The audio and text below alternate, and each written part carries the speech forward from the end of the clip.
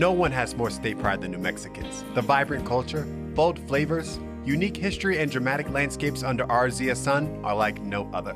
And the people of New Mexico are a rare breed. As diverse as we are, together we breathe life and soul into this high desert land. A land that promises adventure. I'm Michael Newman, and as your host, I'll be taking you with me as I seek out the best the land of enchantment has to offer. New Mexico, it feels like home to me. It feels so true.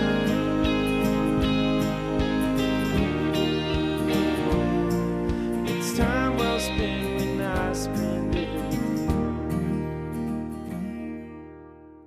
Thanks for watching another episode of New Mexico True Television. I'm your host, Michael Newman. This week, we're venturing a little bit off the beaten path to some great tucked away spots that really convey the uniqueness and character of our amazing state.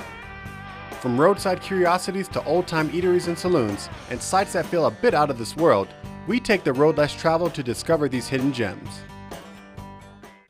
Just east of Albuquerque on the Turquoise Trail, on the way up to the Sandia Crest on New Mexico Highway 536, is one of the state's most precious gems, the Tinkertown Museum. Over 4 decades, Ross Ward lovingly created this eclectic, imaginative, and brilliant world that is now Tinkertown Museum. From the very structure of Tinkertown itself, to all the marvelous contents inside, Ross built, created, and toiled with inspiration to create this wonderland. It is hard to put into words. It really is something to experience firsthand. Let's see what Grandma's all about. I got some quarters. Let's see what my fortune is. What you got for me, Grandma?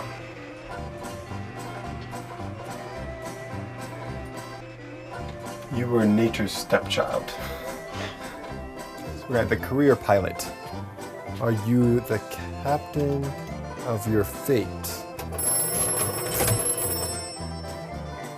Fish peddler. Some of these miniature carved figures first traveled around the country to county fairs and carnivals in the 1960s and 70s. But Ross's personal history with the carnival goes far beyond that. As a prolific self-taught painter, Ross painted for carnivals for over 30 years. His love for circus life is reflected in many of the exhibits you see today.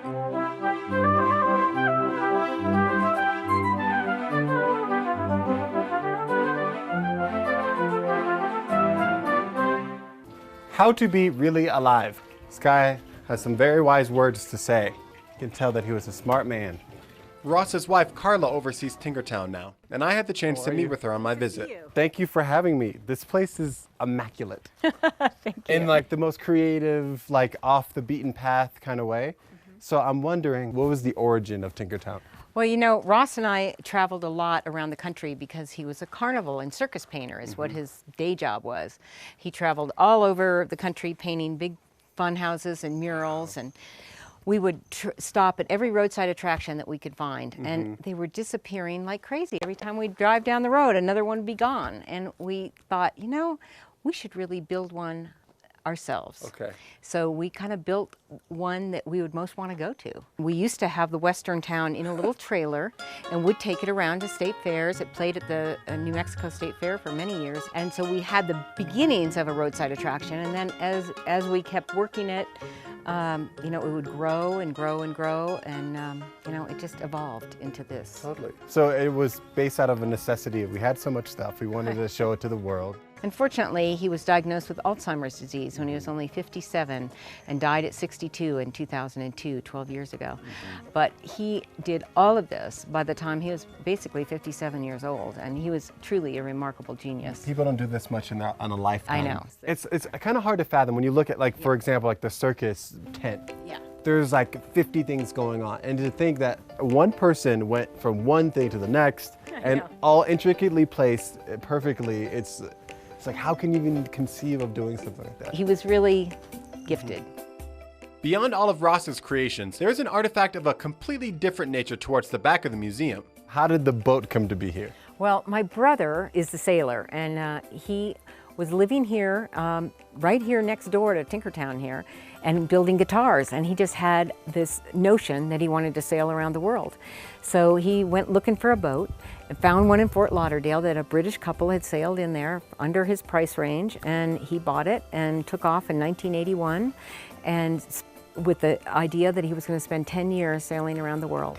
10 years. Yeah. That's a commitment. It's a huge commitment. I got to meet up with him many different places, and I would come and join him for a couple of months at a time, and we had lots of amazing adventures. Yeah. And when he finished sailing in 1992, he tried for 2 years to sell the boat, couldn't find anybody that wanted to buy it. So he was going to take it out and sink it and make a reef out of it, and we said, no, bring it here to the museum. It's one of our best exhibits. People love the idea that somebody just had a dream and they made it happen to travel. While a sailboat anchored in the middle of the desert at the back of the Sandia Mountains seems like it should be out of the ordinary, somehow at Tinkertown, the unexpected feels completely natural. Of course this sailboat made its way here. Naturally, this boat decided to make Tinkertown its home. Voyage of Theodora R. All right, best pina colada in the Caribbean, to be expected. Emergency surgery. Cheapest beer in Madagascar. Favorite place in the Mediterranean here off of the coast of Turkey. Voyage completed in Mobile, Alabama, 1991. And then from there, of course, it makes it to Tinkertown, right in New Mexico. It's really amazing thinking that this boat has been all around the world. It's seen who knows how many different countries and been in crazy waters and near-death experiences, and to know someone was riding this thing the whole way through. And now it's in the middle of New Mexico. So why do you think the sailboat is perfectly placed as a resting place here in Tinkertown?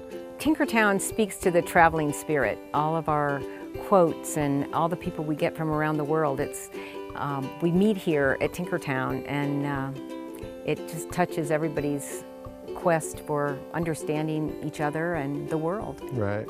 Being here at Tinkertown, I keep thinking of a quote by Wilford Peterson. Walk with the dreamers, the believers, the courageous, the cheerful, the planners, the doers, the people with their heads in the clouds and their feet on the ground. Let their spirit ignite a fire within you to leave this world better than you found it. A dreamer and a doer lived here, and he left a brilliant, eccentric, offbeat, and happy world behind him. He built it. All you need to do is come and see it for yourself. Undoubtedly, you'll take some inspiration with you when you leave. Tinkertown is closed during the winter months, November through March. Otherwise, their doors are open 7 days a week, and kids under 4 are free. Situated on both the road to Sandia Crest and the scenic Turquoise Trail Byway, make a day trip out of your visit to Tinkertown and hit the old mining towns and art communities of Madrid and Cerrillos too. Find steals and deals for your next New Mexico vacation at newmexico.org.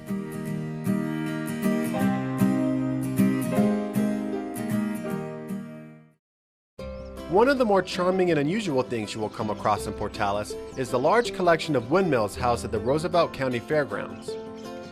Collected over 3 decades by locals Bill and Alta Daly, it is fitting these windmills have found their home in Portales, a town in the high plains of eastern New Mexico, a region that could not have been settled without this technology. Utilizing the energy from the wind to pump water out of the ground, windmills allowed early pioneers to settle where there was no water supply. Prior to this, the only inhabitable areas for settlers were spots near watering holes, springs, creeks, and rivers. Windmills also played a crucial role in the railroad beginning in the early 1870s, providing the necessary water for steam-powered locomotives to make their cross-country journeys. Windmills were placed along the railways every 20 miles so the trains could refuel. Windmills also opened up the plains of West Texas and eastern New Mexico to settlers, and became landmarks to cowboys and other travelers as they made their way across the plains. Today, travelers still take note of these iconic structures dotting the landscape, but it is truly a wonder to see them collected all in one place, each one having stood the test of time, each of them unique and beautiful in their old age. Together, they are a sight not to be missed. Don't go away. Up next is a stretch of road that acts as a time machine, taking us to the final frontier and then back for a taste of the days of old. And now from the pages of New Mexico Magazine. Reading about US Highway 60 inspired me to hit the road. Cruising through towns of days gone by, days when cattle drives and mining were the status quo, it's a bit of a surprise to come across the VLA. It's so crazy driving through the desert and randomly seeing all these little dishes popping up. It's so wild. I decided I should make a quick stop and see the VLA up close.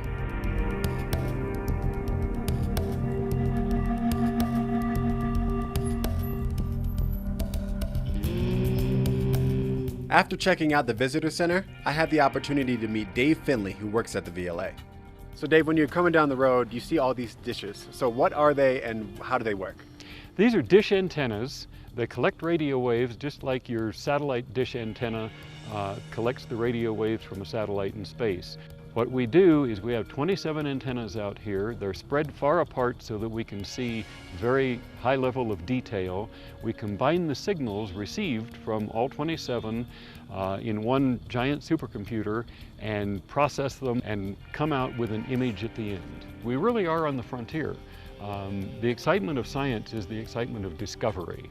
And that's what we're doing here. We're constantly discovering new things about the universe. We're taking this zoo of strange things out there in the universe and learning how they work. Everything from studying the sun, studying planets here in our own solar system, out to other galaxies when they collide. So for someone that maybe doesn't know a lot about science, what would bring them here? Well, this is forefront science. Almost every specialty in astronomy has benefited from new things they've learned here at the VLA. Because science is not just a little compartment. There's interaction between the various parts of science. But the other attraction is just this scene. You come up over the hill, that last hill, and you see these what look like little white things in the desert, and then you get up close and you see that it's a 230-ton dish antenna that towers over you by 94 feet. It's sort of an icon for people. Dave also walked me over to the VLA's latest installation, their new Sundial. The Sundial was erected as a monument to Ron Bracewell, a pioneer in radio astronomy. But I couldn't wait to check out one of these antennas up close. They're just so massive. Wow. It's so cool to be able to just see the antennas, but when you actually think about what they're doing, observing the universe, it just blows your mind.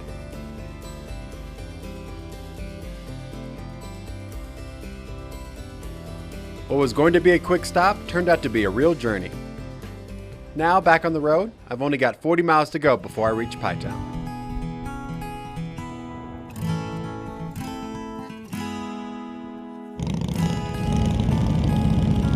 And now, the moment I've been waiting for, a taste of Pioneer pies.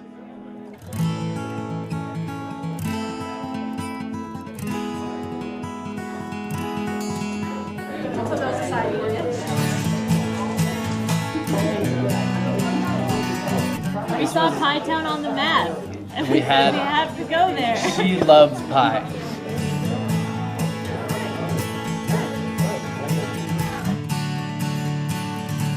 Right tool for the job. Give it a little definition. Okay, in we go. One in, one out.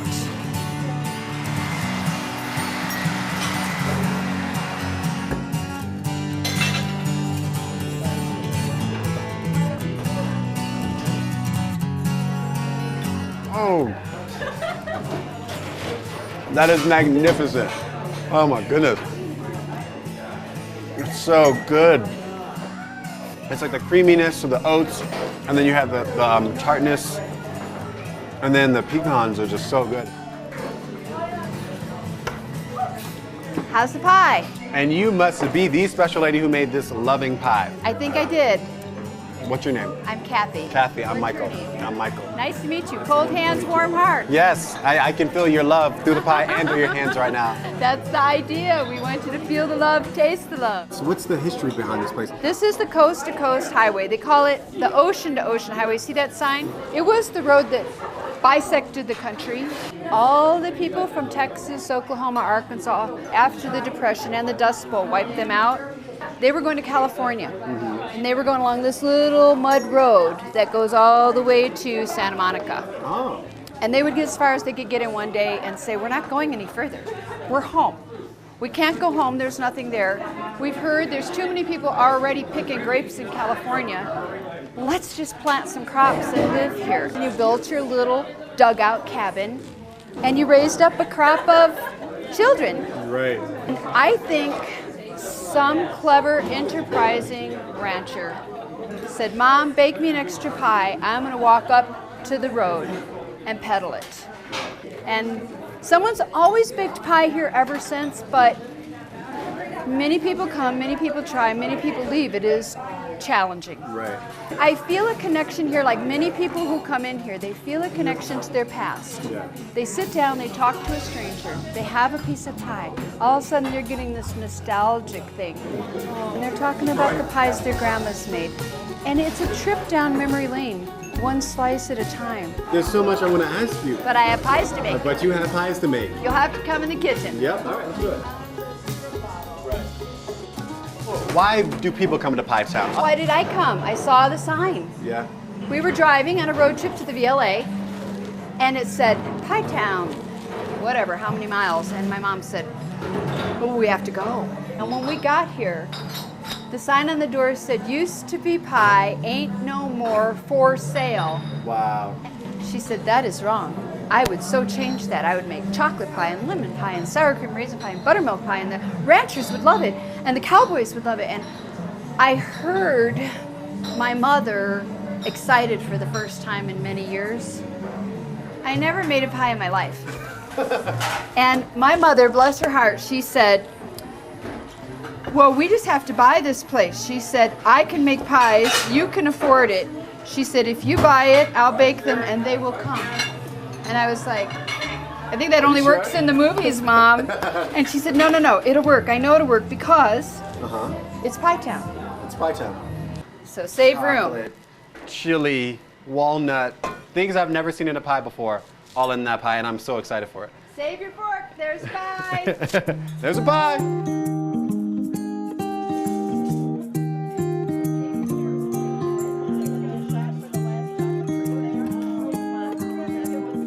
And it's so fun to see people being happy.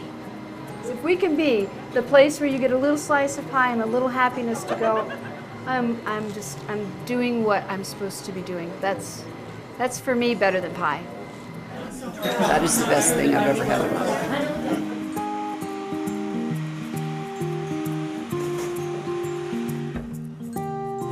You have it. Here are some tips for your road trip on US 60. If you're at the Pioneer and you can't decide on one type of pie, just try the 5-slice sampler. The Pioneer isn't open every day, so be sure to call ahead. Gas stations and self-service are limited on the road to Pie Town. For more great stories like this from New Mexico Magazine, visit newmexico.org. Need a reason to hit the road? Find upcoming events around the state at newmexico.org.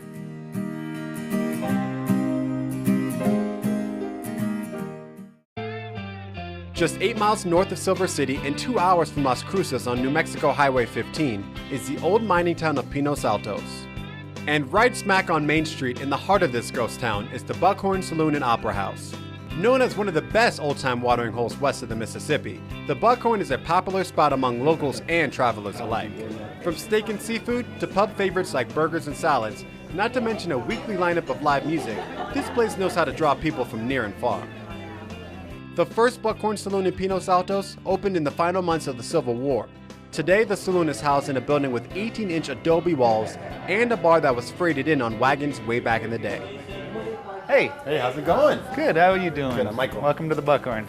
Ah, thank Ari. you. Ari, nice to meet you, man. This place has some real character to it.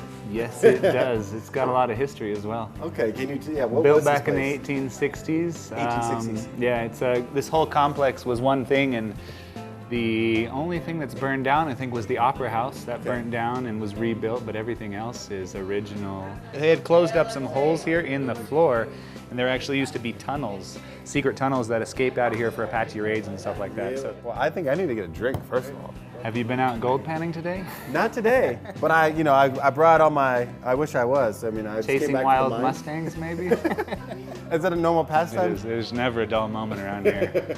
We got a lot of great characters, especially my friend down here at the end of the bar. Moose is his name, and he's got quite a few stories to share. Oh. Yeah. Some stories about this place? Yes. This is my first time here, so tell me about the history. If you walk around this place and look at all the pictures, the pictures actually tell the history. One time there was supposedly 3,000 people here at least. Really? Not long into my conversation with Moose did I find out that he's not only a good storyteller, but he's also a poet. Everyone's busy with their fishing gear out, selecting the lures to catch them a trout. Well, we have a bet and I want to win. Lord, please let me reel the big one in. Shot of whiskey just for a joke. Then it's down to the docks and into the boat. Well, later at night, back around the fire, we're all trying to figure out who's the biggest liar. Since nobody had a damn thing to show, but we'd all caught the big one and let it go. Everybody's story was as big as a well. Don't you just love a good fish and tell? That's a good one. I like that one. You never know who you're going to have the opportunity to meet when you saddle up to a bar in a town like Pinos, Altos. A trip to town doesn't stop at the Buckhorn Saloon though. Make your way across the street to check out the Pinos Altos Museum. Housed in an 1860s log cabin that once served as the first schoolhouse in Grant County, there are many historic relics and pieces of Americana you'll want to make sure and see. Operated by the Schaefer family, whose own history is rooted in town, they are happy to show you around and share some of the backstories of the items in the museum. Pottery, local rocks and minerals, and other fun tchotchkes are relics of a different variety that can be found in the gift shop. Without a doubt, the town of Pinos Altos knows how to serve up a taste of the Old West.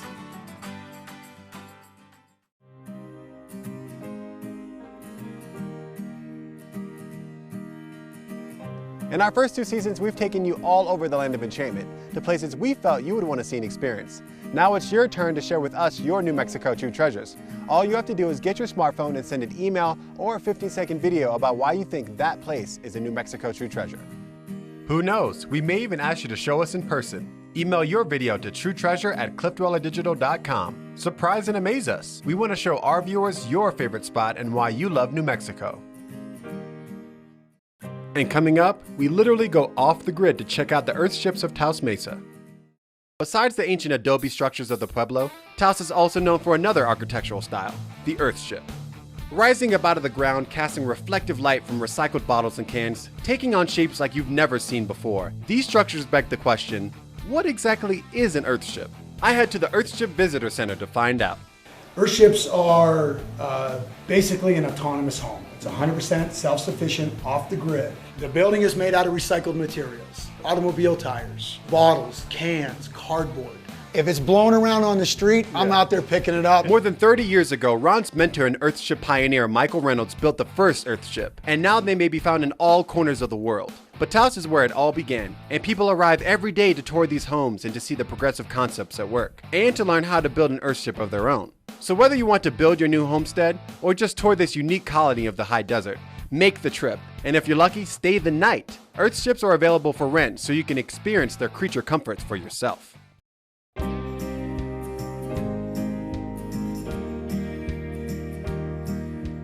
Again, thank you so much for tuning in to another episode of New Mexico True Television so we can share these incredible experiences with you. And hopefully you saw how taking the road less traveled can reveal a whole new world.